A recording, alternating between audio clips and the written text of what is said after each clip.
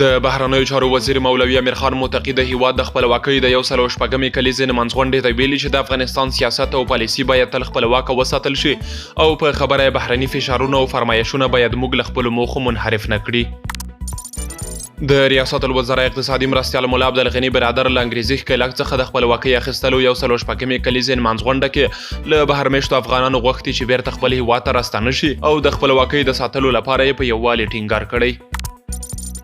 د ملي دفاع وزیر مولا محمد یعقوب مجاهد له انګریزي ښکېلاک څخه د ازادۍ 114مې کلیزې نمانځغونډې ته ویلي چې په یوه پیړۍ کې مو 3 ځلې خپلواکي اخیستې او دا ځل باید دې ته زمینه برابره نه شي چې خپلواکي له لاسه ورکړو.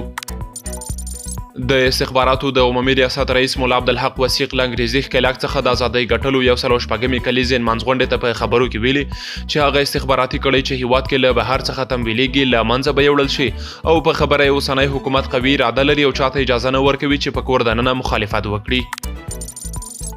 د ایران د کورنیو چارو وزیر سکندر مؤمني ویلي چې د روان کال له پیله تر دې د مالیات هیواد څخه شاوخوا 1.2 میلیونه افغانان افغانستان ته ستانه شوي دي.